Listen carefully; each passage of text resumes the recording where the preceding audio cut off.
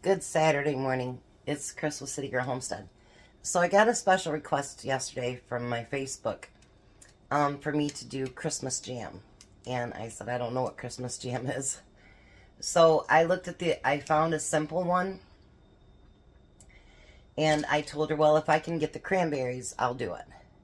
Well, they also want a pound of strawberries. And our pounds right now are $4 a pound. So I got frozen and as well as frozen cranberries. So we're going to make Christmas jam. Hopefully. So the first thing it says is that we're supposed to blend it up in our little food processors. I would have thought you'd cook it first, but I guess not. So we're going to do it the way it says, since I've never done it, and do it their way. How's that? If I line everything up right. And we're basically going to blend this up. It doesn't matter if it's, you know, completely pureed. It doesn't matter because it's going to be that way to be the jam anyway. So I'm going to show you what I'm going to do. Like that, and then I'm going to get it blend up, and I'll be right back. Now with the cranberries, that's about as blended up as I'm going to get. And I'm going to pour it into my bowl, or in my pan here.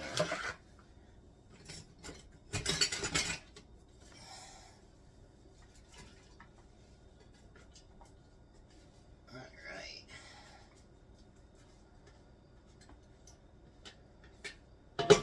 Then we're going to take the strawberries, and we're going to do the same. Oops, I might want to put that blade back in there. We're going to put the same thing into there too.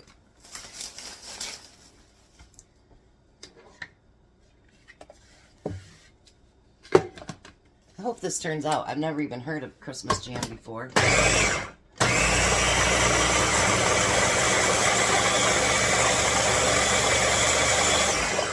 See, now that purees up so much easier.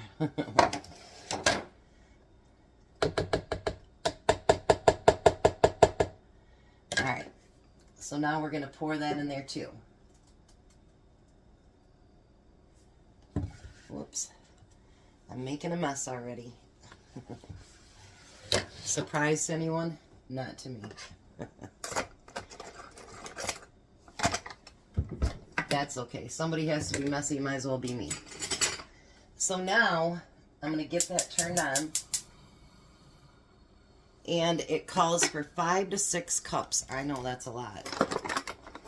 But there's not going to be any pectin used in this. So I'm going to start out with 5 cups and see if it will get thickened up with just 5 cups. And if not, then I'll add that 6th cup. So there's 1, 2, 3, 4, and 5. Now basically what we want to do, I'm going to leave that measuring cup right in there in case we need it. Basically what you want to do now is you want to get that all stirred together.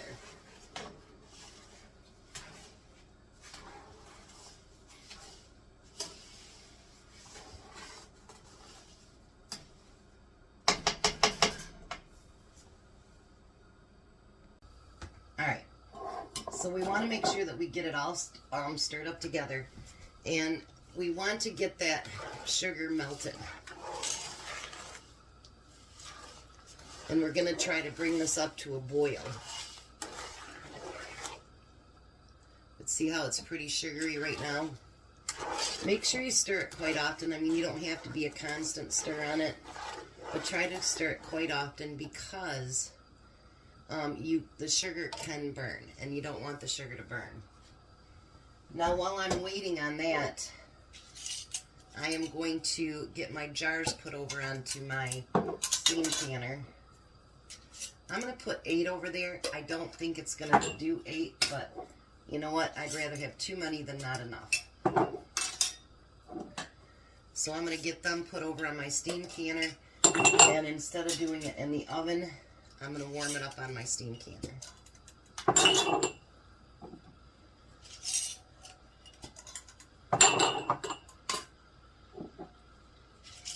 hopefully it tastes good. I like cranberries and I like strawberries, so that should be a pretty good mixture to me. Alright, let's move you back here a minute. And let's get all these jars put over onto the steam canner. Because obviously this mixture is going to be hot. So we're going to do hot, hot, and hot. I'm going to put it on medium now because you have to let it cook for a while.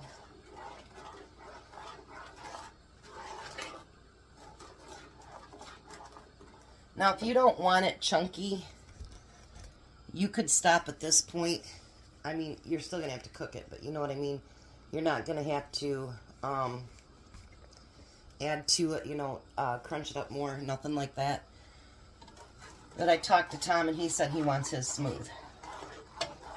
So, we're going to get this brought up to a boil, and then I'll be back.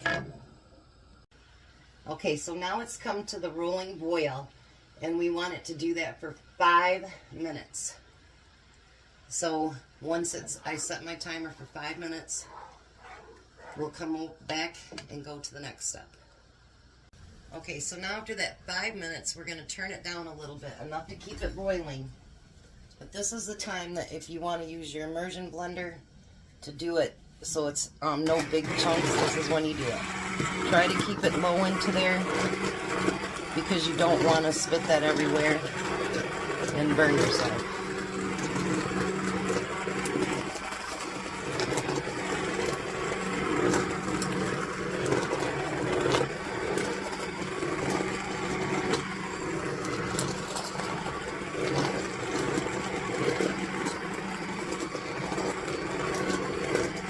Alright, so I'm going to keep blending this up, and then we're going to let it cook for 15 minutes at a boil, and then we'll be back.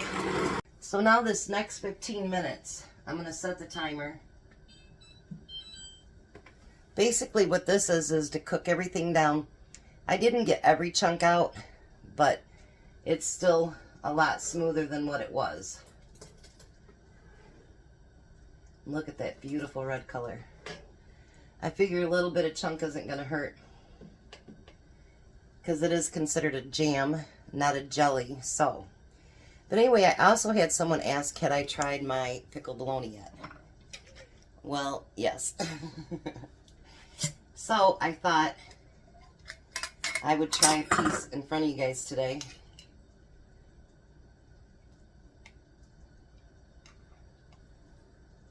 Oops. If I can keep it on my fork would be good.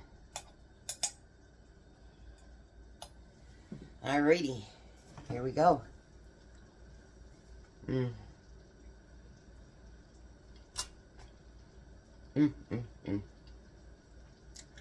If you like pickled bologna, you would love this, and it really does taste better without the skin on it, because like the flavors go right inside of it. So good. So I will see you back here in 15 minutes. And hopefully we'll have some jam that's ready. Alright, so the 15 minutes is up. Now, just because it tells you to cook 15 minutes doesn't mean it's always ready. So, I'm going to check it. There's a couple different ways that you can check it. It says to let it cook down a quarter. But when you dip your spoon in and see how it's still like falling off of there, to me that's not ready. You can also do it, people do it in the freezer, whatever. But see how it still runs just a little bit? I want to cook that for probably maybe 2 or 3 more minutes, and then we'll call it good. So I let it cook for 2 more minutes, and see how now it's more firm. So now they say to put in 2 tablespoons, turn the heat off. And after this step is something I don't understand, but we'll do it. Because I've never canned it before, so I don't know. So now we're going to add 2 tablespoons of lemon juice in there. All right. And then we're going to stir that in. And then, like I say, I've never had this with any other jam, but it says to let it set for 5 minutes. I'm not sure why that is, but we'll do what it says. Seems nice to figure out that timer on there. So, figure since we got some here on a plate, let's give it a taste. Oh, that is really, really good. It's got a little bit of a tart from the cranberries, but it's got that sweetness from the strawberry. Thanks for suggesting that, Karen. So, I'll be back when the 5 minutes is up. So, 5 minutes is up. Let's start filling these jars. And you can take it all the way up to the 1/4 inch headspace. Look at that deep, beautiful color. Now your 1/4 inch, if you have a measuring thing, you can do it, but it's right up to about there, to where your first, this jar is kind of hot, but right here, that's 1/4 inch. Hot. I don't debubble these because it is all liquid. You can if you want, but you don't have to.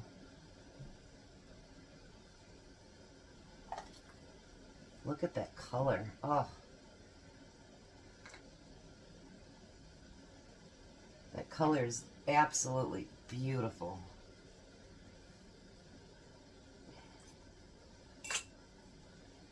Now, if you have a dishwasher, you can keep your jars hot in that too. I don't have one, so we don't do it that way. I mean, I do have a dishwasher, but it's junk, and it's not even hooked up. One of these days, I'm going to have a dishwasher. Other than these. Alright, I'm going to sit that there. Make sure that even though chances are you didn't get anything on your rims, you still want to make sure that you wash them. Really, really good. Because there's a lot of sugar in there.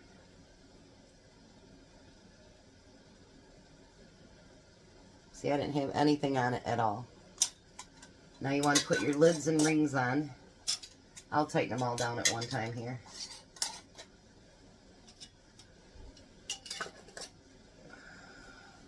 Because I'm definitely going to need my towel to do it. Because the ingredients are very, very hot in there. And you want to make sure you do it fingertip tight. Look at that. See, and you can tell already it's starting to thicken up. So we did it long enough. So I'm going to get all these filled up and then I'll be back. So I got 6 half pints, which I don't think is too bad. And it's so pretty, and it does taste really good. So it is in my steam canner now, and if you notice the steam coming out, it's a very steady stream. So now I'm going to set my timer. This process is for 20 minutes. So if you're using a water bath canner, make sure it's a rolling boil. Make sure that it's at least an inch or two above your jars. And then once it gets that rolling boil, then start your timer for 20 minutes. I'm telling you, if you get a chance to buy a steam canner, do it.